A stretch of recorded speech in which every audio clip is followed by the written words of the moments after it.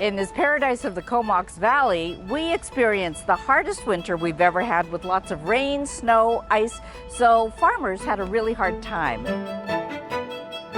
It's really important to support your local farmers, and one of the best ways is to come down to the farmers market. You've actually got 3 to choose from here in the local valley. You got Saturday at the exhibition grounds, Wednesday here at Thrifty's parking lot, and Sundays in Cumberland. Vicki Brown is the director of the farmers market. This is our 25th anniversary year for the Saturday market. Yeah, so it's quite a milestone for us. It's been a very difficult year for our farmers, so it's interesting that we're celebrating 25 years in one of the worst years that we've had.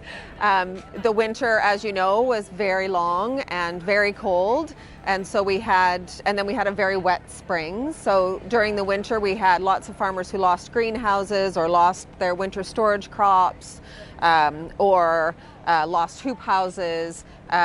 Most of the times you can harvest hardy greens throughout the winter here.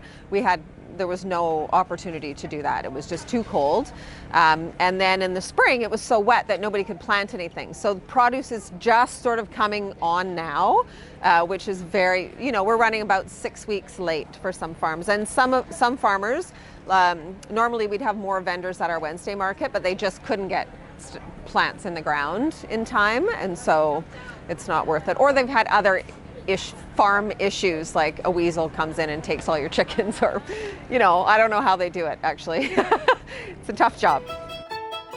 One of the newest kids on the block is Michael Anthony Lefty, who started up an organic farm, toadstools and hand tools. We started farming in April, and we've been told by many local farmers this was the worst season you could possibly start a farm. So our field was flooded for the first 2 months, which was very challenging. We couldn't get in, we couldn't plant. So we started focusing heavily on our mushroom operation, which wasn't down in the field. And we had some moderate success with that. But of course, in your first year, you're always gonna have speed bumps. And then when you have a success where you get to come to market and you see people appreciate your product, then you're reminded why you do this.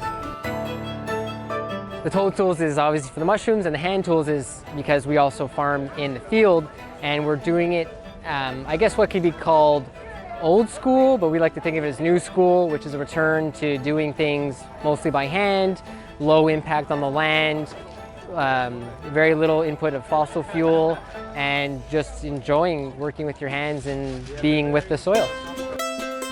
Laura Agnew runs As You Like It Catering. She sells both her sauces and she also caters. The farmers market was fantastic because I started a few months after I moved to the valley, so it enabled me to meet all the other farmers and to get myself known. So it's a great way to market, to get the catering started, and that's it. So I think this is the start of my 8th season now. Now, what did you do before you were a pretzel guy? Well, I used to be an airline pilot, actually. Yeah, so I'm an air transport pilot. And who actually does the baking? Well, my wife and I bake, and we have some helpers who help making it. And your son, he isn't here helping to sell? Well, he helps making the stuff, right?